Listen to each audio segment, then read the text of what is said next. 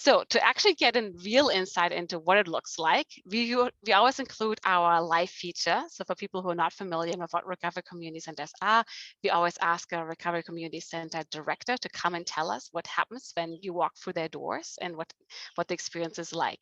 And Catherine Lovvorn is coming to us today to speak about her RCC, and will then also talk about wellness and what her center does specifically in the wellness realm.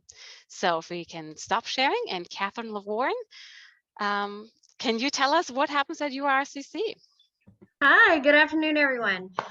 In my RCC, lots of things happen, but the main thing that happens when you walk through the door is you're going to walk into a warm, welcoming space. We're always going to greet you with a smile, whether that be a staff member or a peer that's here or a volunteer.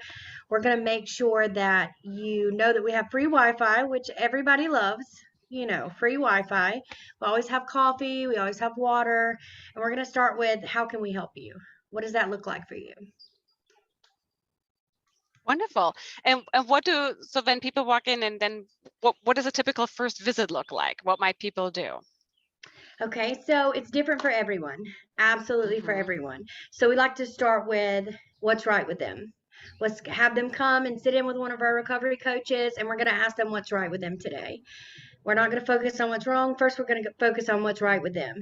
So we start talking with them and trying to see exactly how we can help. We're just Mm-hmm. listening at that point. So, Mm-hmm. are they in recovery? Do they want to be in recovery? Have they been in recovery for a while? What is it exactly that they're wanting from a recovery community Mm-hmm. organization? Sometimes that looks like getting a recovery support network. Sometimes that looks like going to detox or getting into treatment or going to an outpatient facility, going to get stabilized on mental health medications because they may live with a mental health challenge. They may need a birth certificate or a driver's license or a job, or they may need help walking through how to fill out housing applications or even how to create a Mm-hmm. resume. They may need help with needle exchange or Narcan. They may need to know how to use the Narcan or to use a fentanyl test strip to test what they're going on. They may need to know how to call and make a doctor's appointment or how to read a bus line schedule. If they need to get on the buses and learn how to ride that, then we're going to walk through that schedule with them and we're going to give them a free bus pass. Do you need food? Do you need clothes?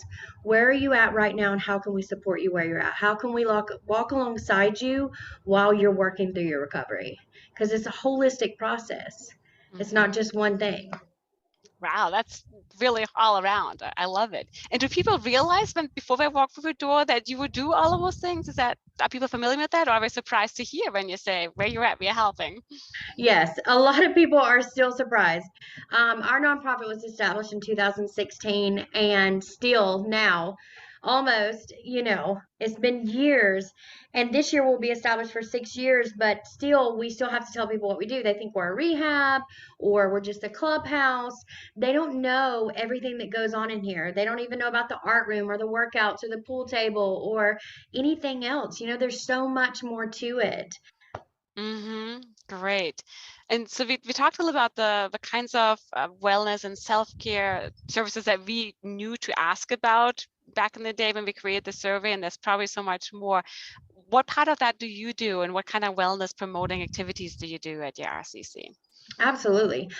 One of the things that people wouldn't realize that are self-care, but doing a recovery coaching session with a recovery coach is part of self-care because you're able to sit in that moment with a recovery coach and get all of that out and have someone be able to listen to you in a safe Mm-hmm. space that is comforting and it is safe and it is confidential and there's trust that's built there and there's wellness and trust.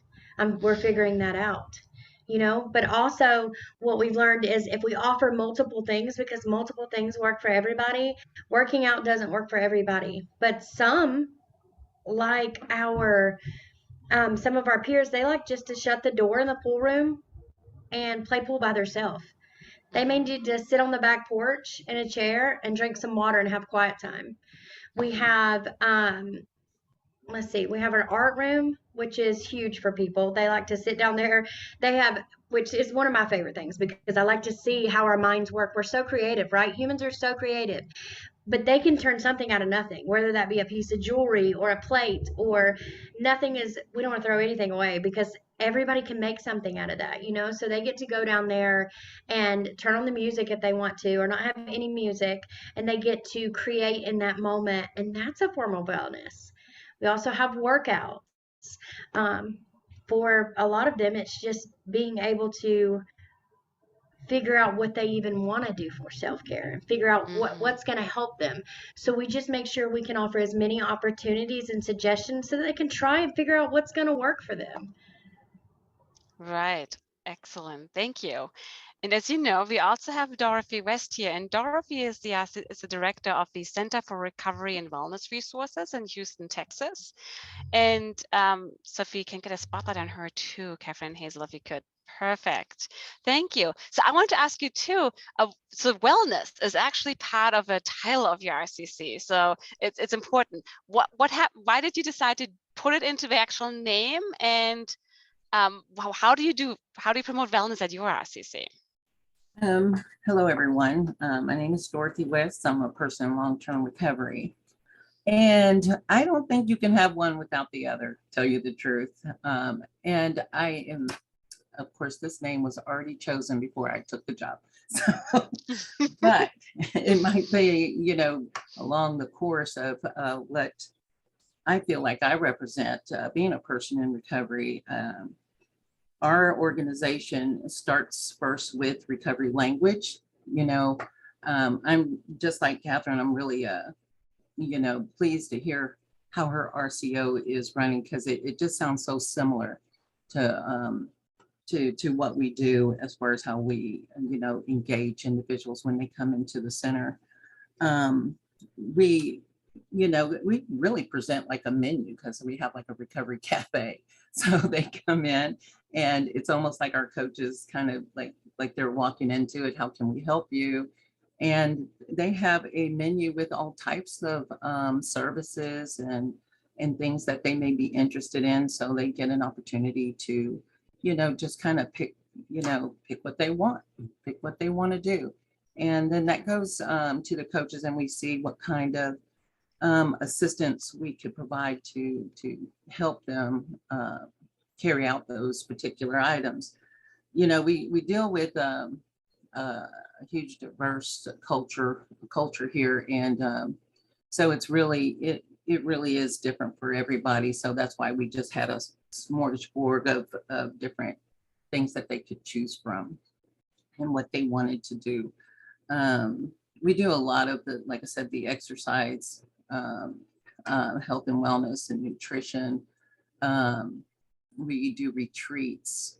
We just, teach them how to get away and just decompress. Me, Mm-hmm. myself, I have to do that daily.